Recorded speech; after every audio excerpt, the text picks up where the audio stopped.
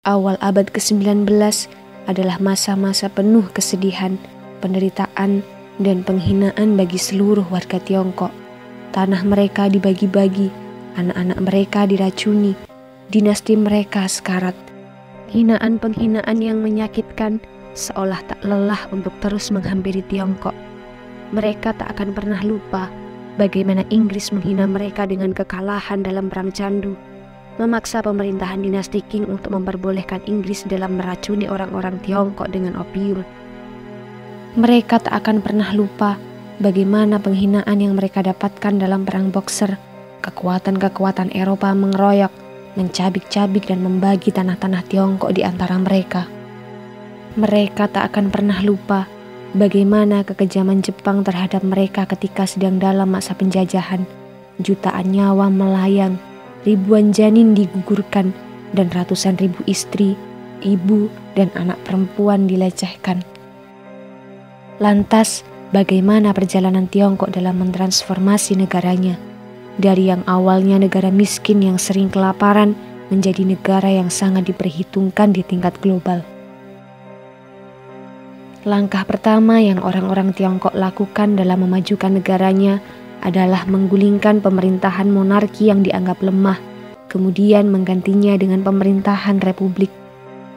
Ditandai dengan revolusi Xinhai pada tanggal 11 Oktober 1911, di mana puluhan ribu orang turun ke jalan, menyuarakan ketidakpuasan, mengungkapkan kekecewaan, dan menyiratkan wajah keputusasaan terhadap masa depan bangsanya.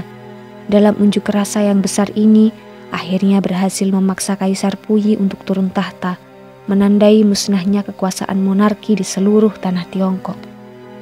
Namun, senyum yang diharap tak lekas terukir di wajah orang-orang Tiongkok. Setelah berhasil menggulingkan monarki, orang-orang Tiongkok harus terjebak dalam perang yang lebih besar. Sepeninggal Sun Yat-sen, Tiongkok terjebak dalam perang saudara yang berlarut-larut, melibatkan dua kekuatan politik besar, Partai Nasionalis yang dipimpin oleh Chiang Kai-shek melawan Partai Komunis yang dipimpin oleh Mao Zedong. Tahun demi tahun penuh konflik yang melelahkan akhirnya menuju titik terang. Partai Komunis Cina berhasil keluar sebagai pemenang dan memaksa pemerintahan nasionalis pimpinan Chiang Kai-shek untuk memindahkan kekuasaan ke Pulau Formosa. Sebagai seorang pemimpin Partai Komunis, dia mereformasi hampir seluruh tatanan yang telah ada.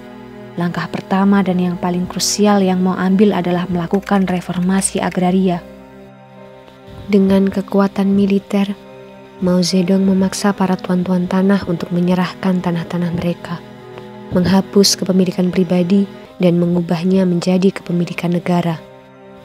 Dan kemudian, pemerintahan komunis membagikan tanah-tanah tersebut secara gratis dan merata kepada puluhan juta petani di Tiongkok. Langkah ini bukan hanya meningkatkan loyalitas rakyat kepada Partai Komunis Cina, namun juga turut membabat habis jejak-jejak feodalisme yang dahulu amat melekat di daratan Tiongkok. Dengan musnahnya feodalisme, maka pemerintahan di Tiongkok akan menjadi lebih stabil. Para feodalis dan tuan tanah yang selama ini dianggap sebagai ancaman terhadap stabilitas negara, akhirnya tak mampu berkutik lagi. Mao yang telah berhasil menyelesaikan urusan makanan, kemudian berfokus pada membangun pendidikan.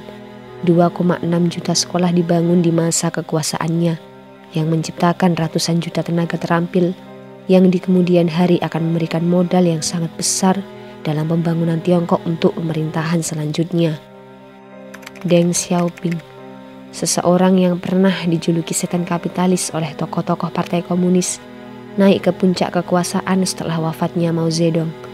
Dengan kekuasaan yang sudah berada di tangannya, Deng Xiaoping mengubah sistem ekonomi Tiongkok dari ekonomi sosialis menjadi ekonomi semi-kapitalis.